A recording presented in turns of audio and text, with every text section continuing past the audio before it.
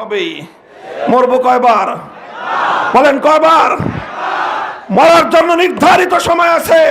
জীবন থাকবে কি থাকবে না, কে নারাজ হলো, কে রাজি হলো, কে বেজার হলো, কে খুশি হলো, এগুলো পরোয়া না করে আল্লাহর জমিনে আল্লাহর কোরআনের আইন বাস্তবায়ন করবার জন্য যা করতে হয় তাই করার জন্য আমরা প্রস্তুত।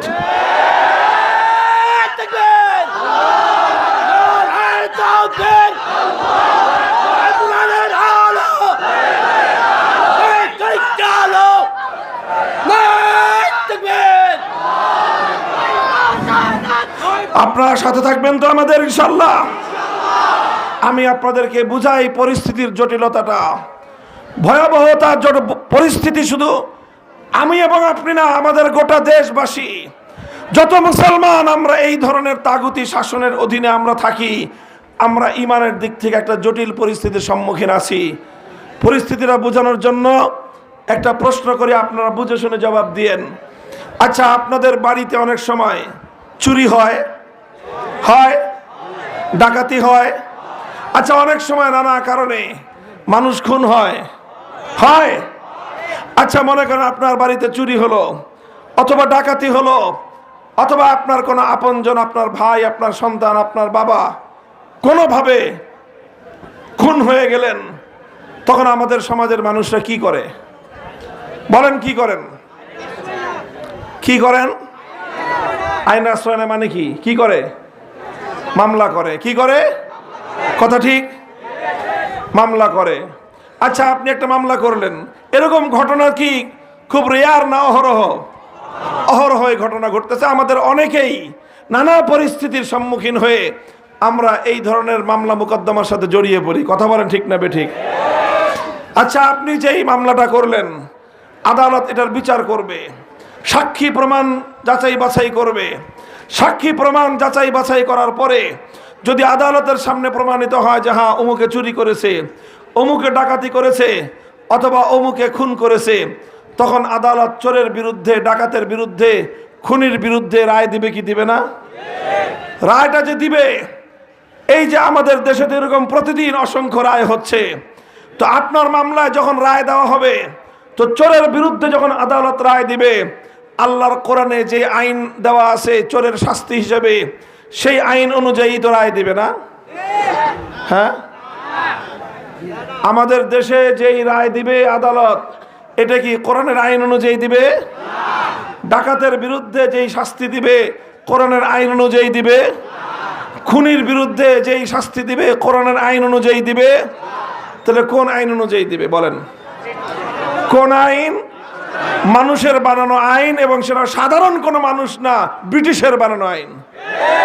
আমাদের ঢাকায় ব্রিটিশ কারা কয় জানেন? সমাজের সবচেয়ে বড় বাটপার যেই লোকটা, অর্থাৎ ধোঁকাবাজিতে তার সাথে কেউ পারে না, চিটারিতে তার সাথে কেউ পারে না, শেষ পর্যন্ত বলে শালা একটা ব্রিটিশ। বলে কিনা? আপনাদের এলাকায় আছে এই পরিভাষা? তার মানে এটা কি? ব্রিটিশ মানেই হলো সবচেয়ে কঠিন বাটপার আর চিটার। এই ছলে বলে কৌশলে মানুষের সঙ্গে ধোঁকাবাজি করতে করতে ব্রিটিশরা আমাদের সঙ্গে 190 বছর পর্যন্ত এই ধোঁকাবাজি করছে। এই জন্য আমাদের দেশের মানুষ সবচেয়ে বড় ধোঁকাবাজ আর বাটপারকে বলে সেই ব্রিটিশের বানানো আইনের দ্বারা বিচার করবে। এবার আপনি বলেন, ব্রিটিশ যে আইনটা করলো সেটা আমার আল্লাহর আইনের সপক্ষে না বিরুদ্ধে? তো আল্লাহর আইনের বিরুদ্ধে যারা আইন করে তাদেরকে কি বলা হয়? তাদেরকে বলা হয় তাগুত। আর কোরআন বলেছে যারা তাগুতের কাছে বিচার চাইতে যায় তারা সব বেঈমান। এবার এই কোরআনের আয়াত অনুযায়ী আমি এবার আপনাদের কাছে প্রশ্ন করি, এই যে আপনি চুরির মামলায় আপনি আদালতের কাছে বিচার চাইতে গেলেন, এই যে ডাকাতির মামলায় আপনি ডাকাতের বিরুদ্ধে যেই তাগুতের কাছে বিচার চাইতে গেলেন, কারণ তারা তো আল্লাহর আইন অনুযায়ী বিচার করবে না, তারা তাগুতের আইন অনুযায়ী বিচার করবে। তো আপনি তাগুতের আইনের কাছে বিচার চাইতে গেলেন চোরের বিরুদ্ধে, আপনি ডাকাতের বিরুদ্ধে বিচার চাইতে গেলেন তাগুতের আইনের কাছে, আপনি খুনির বিরুদ্ধে বিচার চাইতে গেলেন তাগুতের আইনের কাছে। কোরআনে কারীমের সূরাতুন নিসার 60 নম্বর আয়াতে যে আল্লাহ বললেন, যারা তাগুতের কাছে বিচার চাইতে যায় তারা আর কিছু হলে ইমানদার হতে পারে না। এই আয়াতের ঘোষণা অনুযায়ী যারা এই প্রচলিত তাগুতি বিচার ব্যবস্থা ব্যবস্থার কাছে বিচার চাইতে গেল, ইমান আছে না গেছে? তো ইমান আছে না গেছে? তো এখন তো আপনারাই ফতোয়া দিতেছেন যে ইমান নাই। তো যারা যারা মামলা করছে তারা তো সব তাগুতি আইনের কাছেই মামলা করেছে। এখন তাগুতি আইনের কাছে মামলা করলে কোরআনের ঘোষণা অনুযায়ী তো ইমান থাকে না। তো ইমান না থাকলে এখন করবেন কি তাহলে বলেন? উপায় কি? এখন কি মামলা না করে থাকবেন?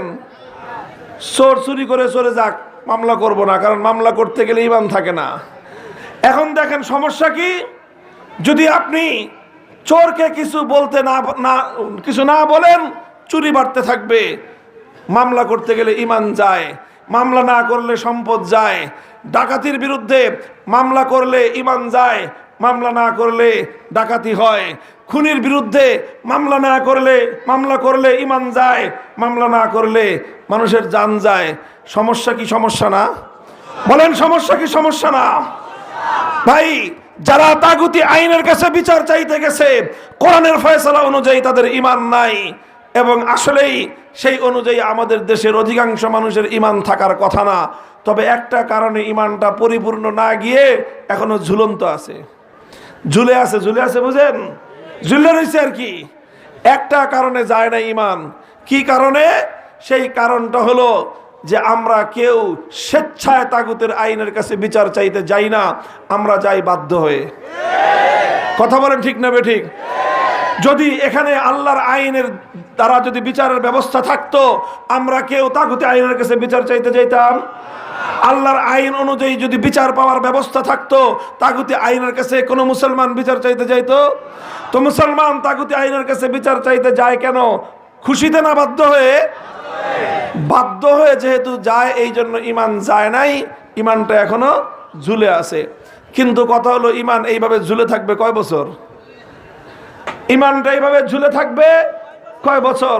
কোরআনে কারীমের সূরাতুল মায়েদার মধ্যে আল্লাহ পাক রব্বুল আলামিন বলেছেন, হুররিমাত আলাইকুমুল মাইতাতু ওয়াদ-দামু ওয়া লাহমুল খিনজিরি ওয়া মা উহিল্লা বিহি লিগাইরিল্লাহ ফামান ইসতুররা গায়রা বাগিন ওয়ালা আদিন ফালা ইসমা আলাইহি ইন্নাল্লাহা গফুরুর রহিম। মরা গরুর গোশত খাওয়া হারাম। মরা গরুর গোশত খাওয়া, কুত্তার গোশত খাওয়া, শুয়োরের গোশত খাওয়া। তবে এই সকল হারাম গোশত যদি কোনো মানুষ এমন অবস্থায় পড়ে যায়, জীবন বাঁচানোর জন্য হারাম খাদ্য ছাড়া কোনো হালাল খাদ্যের ব্যবস্থা তার কাছে নাই, সে কোনো ব্যক্তি যদি এমন একটা সংকটাপন্ন অবস্থায় পড়ে যায়, তার সামনে কোনো হালাল খাদ্য নাই, আছে শুধু মরার গরুর গোশত, অথবা আছে শুধু কুত্তার গোশত, অথবা আছে শুধু শুয়োরের গোশত। এখন এমন যদি কারো অবস্থা হয়ে যায়, এই গোশত না খেলে তার, কথা বলেন ঠিক না বেঠিক? এটা কোরআনে কারীমের সূরাতুল মায়েদার মধ্যে আল্লাহ বলেছেন যে একান্ত বাধ্য হয়ে জীবন রক্ষা করার জন্য যদি কেউ সামান্য পরিমাণ হারাম গোশত খায়, হারাম খাদ্য খায়, তাহলে সেটা তার জন্য কি আছে? বৈধ আছে। কিন্তু এই যে জীবন রক্ষা করার জন্য যে কুত্তার গোশত খাবে, এই যে জীবন রক্ষা করার জন্য যে একজন শুয়োরের গোশত খাবে, মরা গরুর গোশত খাবে, এ কয়দিন খাবে? বলেন তো কয়দিন খাওয়া জায়েজ? যতটুকু না খাইলে জীবন রক্ষা পায় না, ততটুকু পর্যন্ত খাওয়া তার জন্য জায়েজ। আর এর পরের সময়ের জন্য হালাল খাদ্য অন্বেষণ করা তার জন্য ফরজ। তুমি মরা গরুর গোশত খাইছো, খাইতেই থাকবা।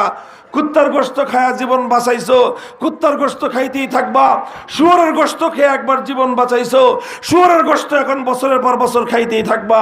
এইভাবে বছরের পর বছর হারাম খাদ্য খাওয়া আমার আল্লাহ বৈধ করেন নাই। বরং হালাল খাদ্য সন্ধান করা, হালাল খাদ্য অন্বেষণ করাকে আল্লাহ পাক ফরজ করে দিয়েছেন। হালাল খাদ্যের যদি কোনোভাবে ব্যবস্থা না করা যায়, সেই ক্ষেত্রে সামান্য পরিমাণ হারাম খাদ্য গ্রহণ করার বৈধতা আল্লাহ দিয়েছেন। আচ্ছা, আমি আপনাদেরকে বলি, শুয়োরের গোশত খাওয়া, এটা খাইলে আমল নষ্ট হয়। কি হয়? হারাম খাবার খাইলে আমল নষ্ট হয়। কুত্তার গোশত খাইলে আমল নষ্ট হয়। মরা গরুর গোশত খাইলে আমল নষ্ট হয়। তাগুতের কাছে বিচার চাইলে ঈমান নষ্ট হয়। বুঝেন না এই কথা? তাহলে কুত্তার গোশত খাওয়া বড় অপরাধ না তাগুতের কাছে বিচার চাওয়া বড় অপরাধ? শুয়োরের গোশত খাওয়া জঘন্য অপরাধ, জঘন্য গুনাহ, না তাগুতের কাছে বিচার চাওয়া জঘন্য গুনাহ? তাগুতের কাছে বিচার চাওয়া 1000 বার শুয়োরের গোশত খাওয়ার চেয়েও জঘন্য গুনাহ। সেই শুয়োরের গোশত যদি কেউ জীবনে বাধ্য হয়ে খান, তাও তো কেউ একবারের বেশি 2 বার কেউ খাইতে রাজি না। কথা বলেন ঠিক না বেঠিক? অথচ আমরা তো বলি যে বাধ্য হয়ে তাগুতের বিচারের কাছে যাই, তাগুতের কাছে বিচার চাইতে যাই বাধ্য হয়ে। আজ বাধ্য হয়ে কত বছর চাইতে যাচ্ছি? 190 বছর ব্রিটিশের আমল গেল, 24 বছর পাকিস্তানের আমল গেল, 54 বছর বাংলাদেশের আমল গেল, 268 বছর পর্যন্ত আমরা মুসলমান একই কথা ইমানের বিরুদ্ধে গিয়ে তাগুতের কাছে বিচার চাইতে যাচ্ছি, যেটা আমার এবং আপনার ইমান ধ্বংসের কারণ। কিন্তু এরপরেও 268 বছরেও আমাদের হুঁশ ফিরে নাই। প্রশ্ন হলো কবে ফিরবে? 268 বছর পর্যন্ত কুত্তার গোশত খায় জীবন বাঁচাইতেছো, আর কবে তোমরা হালাল খাদ্য খাবা? ভাই, এই পরিবেশ, এই পরিস্থিতি পরিবর্তন করার দরকার আছে না নাই? বলেন দরকার আছে না নাই? এই পরিস্থিতি পরিবর্তন করে এমন একটা ব্যবস্থা আমরা করতে চাই যেন কোনো মুসলমানকে তাগুতের কাছে বিচার চাইতে না হয়, কোন ইমানদারকে যেন তাগুতের কাছে বিচার চাইতে না হয়। আমরা এমন একটা ভূখণ্ড চাই, এমন একটা দেশ গড়তে চাই, এমন একটা সমাজ গড়তে চাই যেই সমাজে প্রত্যেকটা ইমানদার কোন তাগুতের কাছে বিচার চাইবে না, বিচার চাইবে একমাত্র আল্লাহর আইনের কাছে। এটা সম্ভব কি সম্ভব না? বলেন তো, এমন একটা সমাজ গঠন করা সম্ভব কি সম্ভব না? সম্ভব, চেষ্টা করলেই সম্ভব। 15 বছর পর্যন্ত একটা বৃহৎ রাষ্ট্র 3 দিক থেকে আমার বাংলাদেশের মানুষকে জিম্মি করে রেখেছিল, আর সেই দেশের একটা কৃতদাসী, সেই দেশের একটা কেনাবান্দি, ওই দেশের একটা কেনাবান্দি 15টা বছর পর্যন্ত এই জাতির বুকের উপর জগদ্দল পাথরের মতো চেপে বসেছিল। কোনোভাবেই চাপানো সরানো যায় না। অনেক চেষ্টা করা হয়েছে, সরে না। এরপরেও তাকে সরানো সম্ভব হয়েছে কি হয় নাই? বলেন হয়েছে কি হয় নাই? সেই যুগের ফেরাউন, সেই ভিনদেশী কেনাবান্দি বাংলাদেশে আছে না পালাইছে? মুহতারাম হাজিরিন, কিভাবে পালাইছে? দোস্ত, কিছু মানুষ যখন তৈরি হয়েছে, কথা বলেন ঠিক না বেঠিক? বড় কোন রাজনৈতিক দলের প্রয়োজন হয় নাই, বড় কোন নেতার ঘোষণার প্রয়োজন হয় নাই। অল্প কিছু যুবক, তরুণ, ছাত্র জনতা আবাবিলের মতো সাহস নিয়ে, হিম্মত নিয়ে মাঠে নেমেছিল বিপ্লবের জন্য, অভ্যুত্থানের জন্য জীবন দিতে প্রস্তুত হয়েছে। 2000 দামাল যুবক যখন ফ্যাসিবাদের বিরুদ্ধে রাজপথে রক্ত দিয়েছে, এ রক্তের বন্যায় ফ্যাসিবাদী ভিনদেশী কেনাবান্দি পালিয়ে যেতে বাধ্য হয়েছে।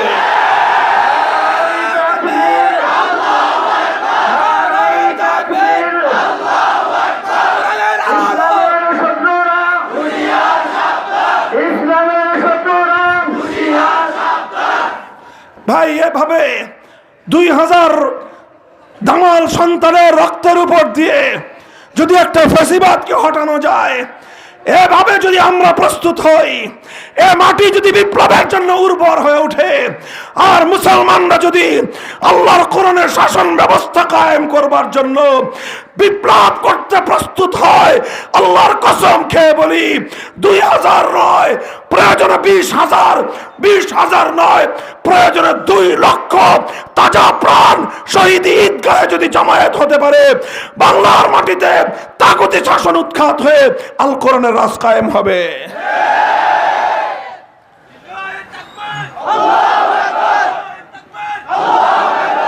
মুহতারাম হাজিরিন, এটা তো 15 বছরের জগদ্দল পাথর ছিল, আর তাগুতি শাসন 268 বছর। কত বছর?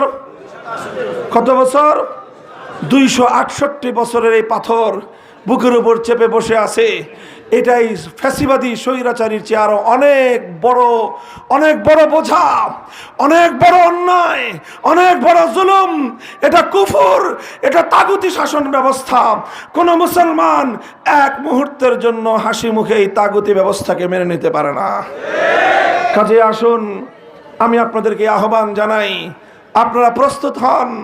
ইনশাআল্লাহ সারা পৃথিবীর রং পরিবর্তন হওয়া শুরু হয়েছে। খোরাসানের মুসলমানরা পৃথিবীর বিশ্বজয়ী শক্তিকে পরাস্ত করে আল্লাহর কোরআনের শাসন কায়েম করেছে। সিরিয়ার মুসলমানরা 53 বছরের বাপ বেটা বাশার আল আসাদ, হাফিজ আল আসাদ, এই দুই স্বৈরাচারীকে উৎখাত করে সিরিয়ার মাটিতে আল্লাহর কোরআনের রাজ কায়েম করেছে। দামেস্কের শুভ্র সাদা মিনার মুসলমানদের হাতে করায়ত্ত হয়ে গিয়েছে, যেই মিনারে আসমান থেকে ঈসা আলাইহিস সালাম নেমে আসবেন। সারা দুনিয়ায় মুসলমানরা জেগে উঠছে। প্রশ্ন হলো, বাংলার মুসলমানরা ঘুমিয়েই থাকবে না জেগে উঠবে? আলামত দেখা যাচ্ছে, লক্ষণ দেখা যাচ্ছে। স্কুল, কলেজ, ইউনিভার্সিটি সব জায়গাগুলোর ইয়াং জেনারেশন, তরুণরা এখন তাওহীদি চেতনায় বিশ্বাসী হয়ে উঠছে। তারা এখন আল্লাহর জন্য, আল্লাহর দ্বীনের বিজয় দেখতে চায়। বাংলার মানুষও সোচ্চার এবং সচেতন হয়ে উঠতেছে। আমরা সকলে মিলে যদি চেষ্টা করি, ইনশাআল্লাহ আগামীর বাংলাদেশ হবে ইসলামের বাংলাদেশ। কথা বলেন ঠিক না বেঠিক? মুহতারাম হাজিরিন, তবে এটা শুধুমাত্র বক্তৃতা দিয়ে হবে না, শুধু স্লোগান দিয়েও হবে না। এটার জন্য আমাদের সকলকে পরিশ্রম করতে হবে, দাওয়াতি কাজ করতে হবে, দাওয়াতি মেহনত করতে হবে, ঘাম ঝরানো মেহনত করতে হবে। মানুষকে বুঝাতে হবে যে আর কতদিন ব্রিটিশের গোলামি করবা। আমরা বলি, মুখে বলি স্বাধীন স্বাধীন স্বাধীন, 16ই ডিসেম্বর স্বাধীনতা দিবস পালন করি, বিজয় দিবস পালন করি, কিন্তু আসলে একটা মানচিত্র আর একটা পতাকা ছাড়া আমরা আর কোনো স্বাধীনতা পাই নাই। গোটা দেশ প্রশাসন চলে এখনো ব্রিটিশের আইন অনুযায়ী, বিচার ব্যবস্থা চলে ব্রিটিশের আইন অনুযায়ী, শিক্ষা ব্যবস্থা চলে ব্রিটিশের আইন অনুযায়ী। কাজেই দেশ স্বাধীন হয়েছে, জাতি স্বাধীন হয় নাই। পতাকা স্বাধীন হয়েছে, আমরা জাতি হিসেবে এখনো স্বাধীন হই নাই। কাজে একটা স্বাধীন জাতি প্রতিষ্ঠা করবার জন্য আমরা সকলে মেহনত করতে প্রস্তুত। প্রথমে ঘাম ঝরানো মেহনত করতে হবে, এরপরে অশ্রু, চোখের অশ্রু দিয়ে আল্লাহর সাহায্য চাইতে হবে। ঘাম আর অশ্রু দিয়ে যখন আমরা মেহনত করব, আল্লাহর কাছে সাহায্য চাইব, তখন এক সময় এই জমিন বিপ্লবের জন্য উপযুক্ত হয়ে উঠবে। আর যখন বিপ্লবের জন্য উপযুক্ত হবে, তখন আর শুধু ঘাম আর অশ্রু দিয়ে কাজ হবে না, তখন সেই উর্বর মাটিতে বুকের তাজা রক্ত, শাহাদাতের রক্ত দিতে হবে। শহীদ আবু সাঈদদের মতো, মীর মুগ্ধদের মতো অন্যায়ের বিরুদ্ধে, তাগুতের বিরুদ্ধে প্রয়োজনে মাথায় কাফনের কাপড় বেঁধে শহীদি ঈদগাহে আল কোরআনের রাজ করবার জন্য কারা কারা হাজির হবেন? আল্লাহর কাছে হাত তুলে শপথ করেন।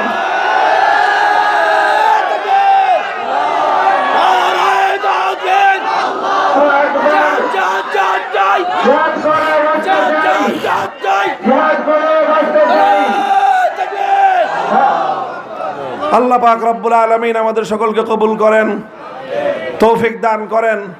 ভাই, কথাগুলো শুধু মুখের মজার জন্য না, কানের মজার জন্য না, এগুলো আসলে হৃদয়কে নতুন করে ঢেলে সাজানোর জন্য, চিন্তাকে পুনর্গঠনের জন্য। ইনশাআল্লাহ কাজ করবেন তো? আপনারা যে শপথ করলেন, এই শপথ কার সাথে?